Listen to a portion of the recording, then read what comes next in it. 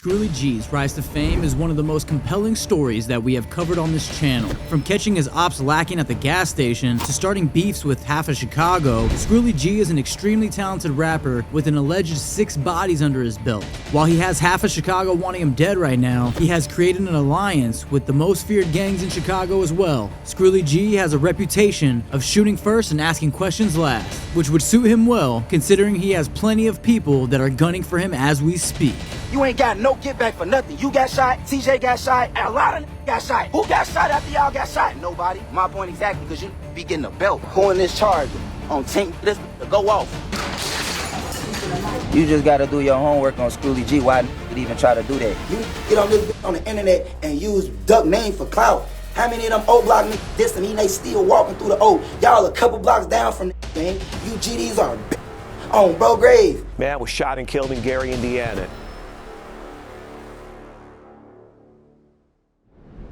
Scly G was born and raised as Deshaun Bradley around Gary, Indiana, more notably Miller Beach. It is unclear how old Scly G is, but based on my research, I would guess that he was born around the year 2000. He admits to growing up in a stable household with 2 supportive parents, and even though the area they were raised in was decent, Gary and Chicago were right around the corner, and these 2 cities notoriously hold some of the highest murder rates in the nation. At around 14 years old is when Scly G would find out that his father had passed away. He doesn't say much about the cause, however, he does say that after the loss of his father, he would turn to the streets for male role models.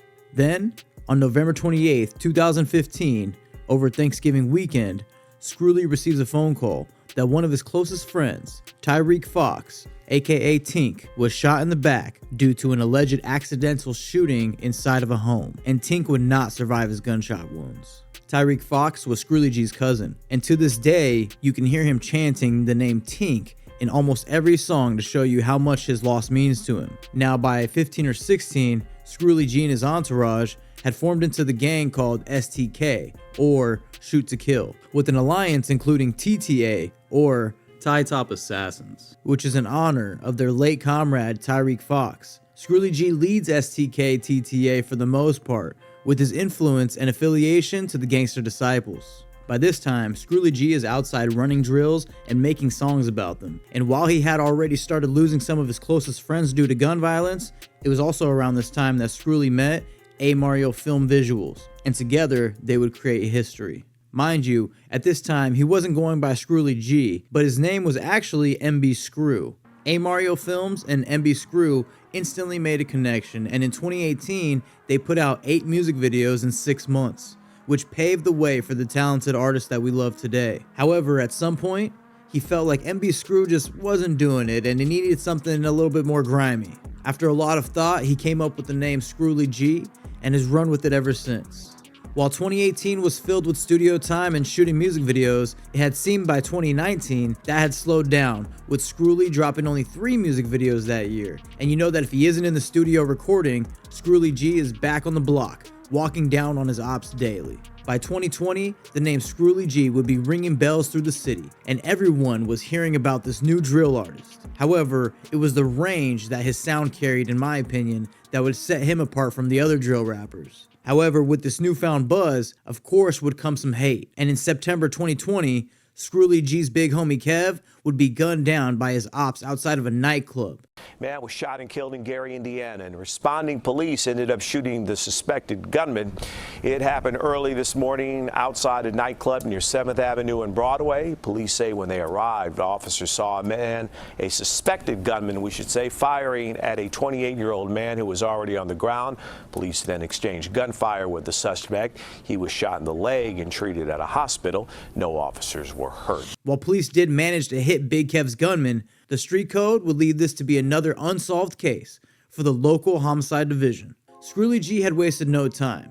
As soon as he got the location for the ones responsible for the death of Big Kev, he called up his closest friend Boog, and the 2 of them were off to get revenge for their fallen member. However, things don't go necessarily as planned. While Scly and Boog did hit their intended target, it was when the bullets stopped that Scly G had finally realized that Boog was hit in the chest, and unfortunately wouldn't make it out.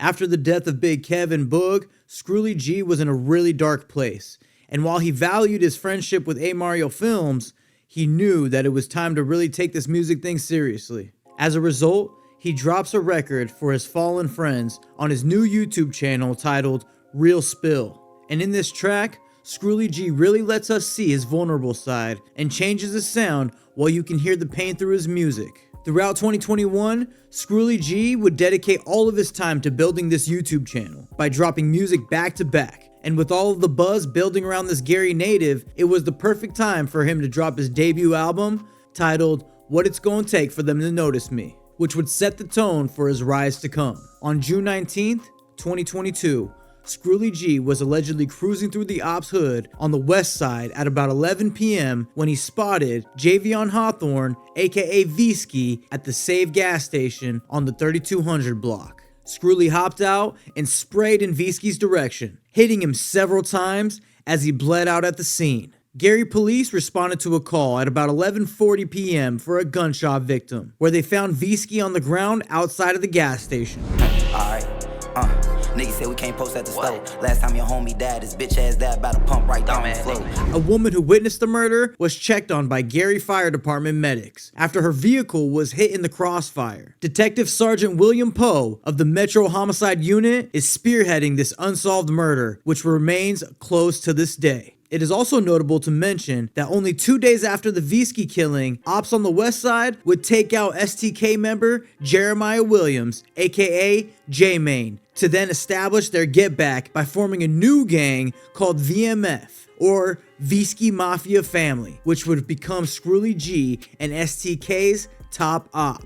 Only 4 days after the death of Visi would Scly G drop his song Bailout, where he describes the pain that he has gone through losing the ones that he loved, while also provoking his ops on the west side for the bodies that have been dropped as a result. And that if they were to get arrested for the shooting, they would simply bail out and do it again. Now, as sinister as this mentality may seem, before you judge, remind yourself that these individuals are raised in a fight or flight environment, where simply going to the gas station could mean you will never make it back home. Combine this with recreational drug use, and you have a recipe for eternal chaos. And the only positive byproduct is the music that we all share a passion for. While dropping 4 albums in the course of about 12 months, it seems there is no artistic inspiration these days like catching your ops lacking. I mean, you tell me in the comments which artists are dropping 4 albums in a year. It's rare. Now at this point, Scly G is becoming a local celebrity and really comes off to the public as an untouchable drill rapper that is known to have bodies on record. And with his ops on the west side plotting on his every move, Scly G is forced to move in a militant fashion, and soon that would be tested.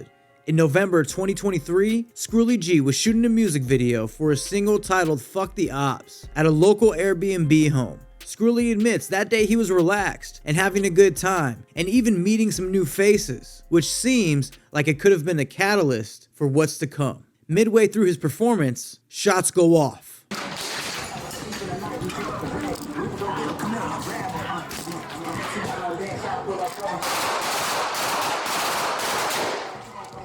Scly would later break down this video with On a Couch TV. Yeah, I ain't gonna get too much into it though, you feel me? Cause like I don't wanna like get on no police like incriminate, you know what I'm saying? Like, but I ain't gonna lie, like I'm sent 2 shots though, like a real shooter know, like, you feel me? If a nigga would've shot that up, it would've been rapid shots, like, you feel me? It wouldn't have been no big pause. It's like I'm a gangster though, you know what I'm saying? A lot of niggas is in that running with guns, you feel me? I ain't gonna single hand pick niggas who came out, you know, and stood on business, cause I don't wanna incriminate nobody. Half the niggas in there, like, I ain't even personally invite, gang, you feel me? Like, that's what we went wrong at right there. Me and my people did what we was supposed to do on and off camera. Like I said, a lot of them niggas that's laying on the floor though, and a lot of niggas that just first instantly took off, them wasn't even my rounds, and they not even no killers, gang. Like, a lot of niggas that was there, I didn't even expect to shoot that gun, cause I ain't invite them.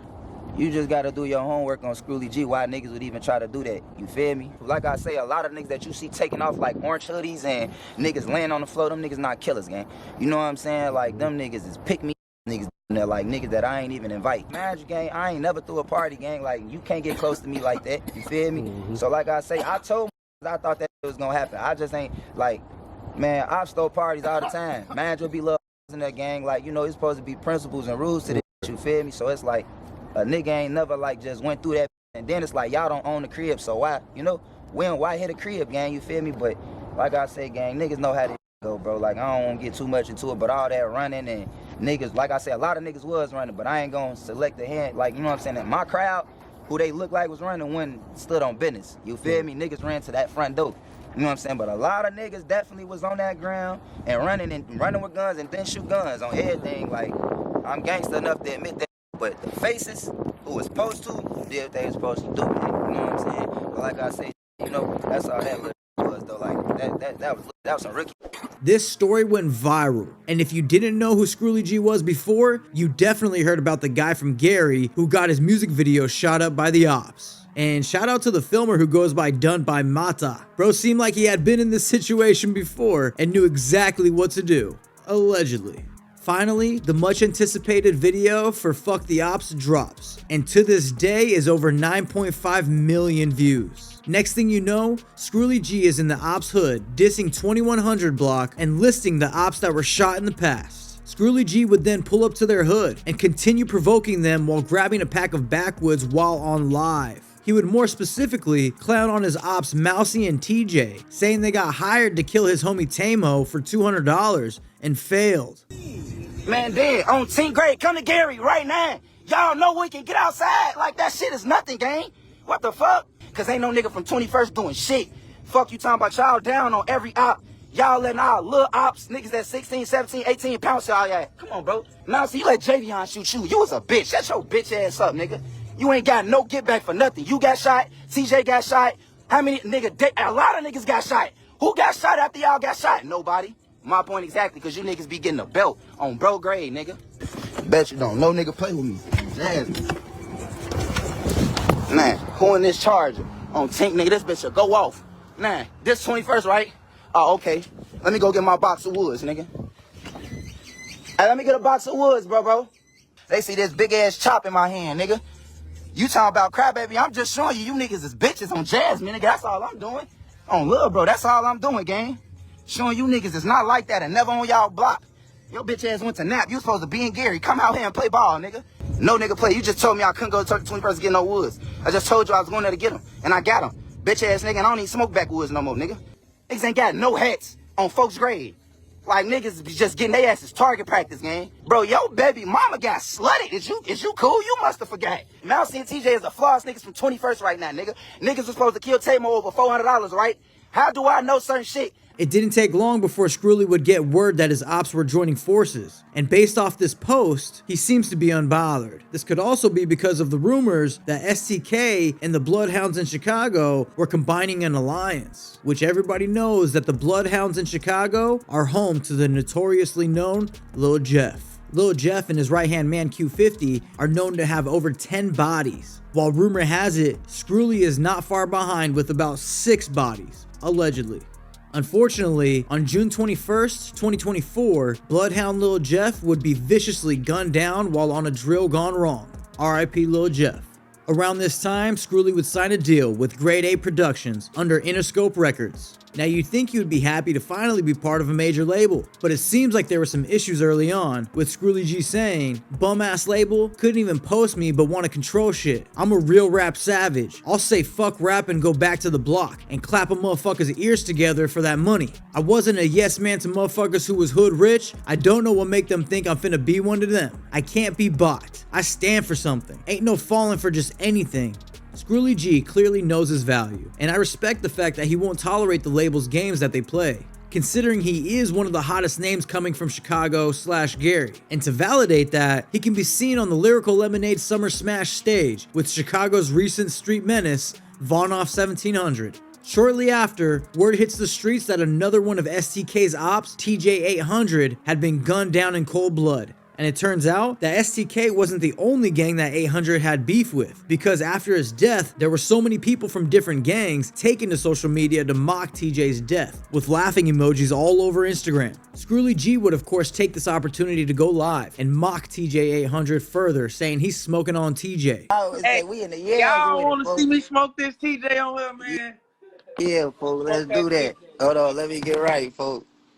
Right here with my niggas, right here with my boy. Yeah, he burned it right there.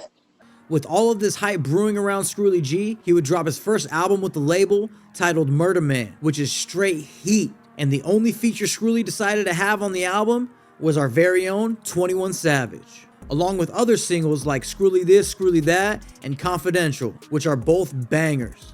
Now, there's been kind of a stigma around hood journalists that interview a rapper and then shortly after go interview his ops. It is common, and I see how it can be used maliciously to cause conflict, but at times, if done properly, it is also important to document the history of these conflicts for the sake of journalism. But let me not get off topic now. Basically, there is a journalist in Chicago/Gary area that goes by the name Word from the Trenches, and I believe that he had done an interview with Scly G, and afterwards, Scly had noticed that Word from the Trenches was planning to do an interview with 1800 Sosa from Visi Mafia family. So Scly G hit him up and said, hey, if you're gonna go ahead and interview my ops, don't bother dropping our interview on your channel. Word from the Trenches would respond, letting Scly G know that he can't stop him from dropping content, which Scly respond by saying, somebody tell dude I'll real life kill his ass. Send the low, I'm pushing up today. I'll show you better than I can tell you. I don't know about you, but if I got that message, I would be concerned. And it turns out that the interview with 1800 Sosa would come out, but I don't see the video on his channel with Scly G. So it looks as if he got what he asked for. Not to mention, I watched the interview with Scly's ops, and I'll save you the time and tell you don't bother. I don't even think they even brought up Scly G once. And if they did, it was extremely brief. The beef with Word from the Trenches was exponentially minor in comparison to the beef that he was about to create for himself. With only a few lyrics, Scly G would soon make himself public enemy #1 in Chicago. Well, I mean, at least the GDs from Chicago would not appreciate a snippet that Scly G would drop, which had a bar dissing the late FBG Duck. Fuck my ops, can't fuck with us. Every time we come through slang, I'm the first one found. Make op niggas run and duck. Catch me a nigga trying to shop at the store and bounce out on them and do them like duck. Now, FBG Duck is a very well-known name throughout Chicago, and his death shook the city. It wouldn't take long for people like J.H.E. Ruga, Flame, Billionaire Black, and King Yella to speak out and diss Scly G for being so careless with dissing the dead. It wouldn't take long before Scly would take to Instagram Live to clap back at all the GDs that were sending hate his way. On team, then you niggas wanna keep talking about everybody who did Duck died. Gang, I said this shit to Big Liz and he can vouch. I add them on here, gang. On team, all the Duck killers roamed the street long enough until they got booked. None of you niggas killed none of them. Y'all bitch ass on. Do y'all know who the fuck I'm signed to right now? Do y'all know that? Do y'all even know why I fuck with No Limit? All these niggas talking about everybody who did Duck died. Which one of them niggas died? All that tough shit, you niggas get on this bitch on the internet and use Duck name for clout. If y'all really was gonna do something, do it. On bro grave. How many of them O block niggas dissed him? They still walking through the O. Y'all a couple blocks down from niggas, gang. You GDs are bitches. On bro grave. Fuck you talking about? I seen every nigga that said something. Any nigga that wanna do something, let's do it. On bro grave, nigga, I'm not ducking no motherfucking wreck. Fuck y'all talking about, y'all niggas got me fucked up, bro. On the guys. Needless to say, this had sparked a huge issue throughout Chicago, and this would just make the alliance between SDK and the Bloodhounds even tighter. Leaks of Scly G and Bloodhound Q50 shooting a music video together would surface, declaring these two the official top ops of Chicago at the moment. This new deadly duo would then drop Make Me Mad Part 1, where Scly would take this opportunity to clap back at all of his ops, and within just a few days, Make Me Mad Part 1 would hit trending #1 on YouTube, which is kinda crazy for a diss track if you think about it. While his ops would of course take this opportunity to drop songs dissing Scly G. I mean, even his ops that have never rapped a day in their life are coming out of the woodwork to make songs for the first time in history just to get a piece of this Scly G clout wave. All my ops keep clicking up, they think I'm mad, the motor better. Fuck Lil Jeff, gotta do better. 19 Tazzy, y'all just let him. Talk about BHSDK, y'all sucking dick and y'all just met up. Top that bundle, I won't let up. Switch keep talking, that bitch won't shut up. To this day, Scly is outside provoking his ops, ready to gun them down in the name of the ones that aren't with us any longer. He would make a post reminiscing on Boog, saying, "Look what all this pain done. Boog, made 4 years without you, twin. Feel like a lifetime though. I love you, little bro. Still flexing, still stepping on Tink, baby bro. We all gonna cry around here, I promise. Hell or jail behind your name. You know I never cared, fool." Man, that's deep. And it's clear that as much as Scly G has a big heart, he also is capable of some dark actions. But we will let you be the judge. Is Scly G the cold-blooded killer he portrays in his raps? One thing's for sure, and it's that Scly is one hell of an artist, and he deserves to reach the highest levels of his potential. And I really hope that he can slow down on the drug use a little, considering he was seen recently on IG posting a crashed vehicle, which seemed as if he had fallen asleep behind the wheel. Thankfully, he seems okay. Nonetheless, I know that we are all on the edge of our seats to see what Scly G will do next.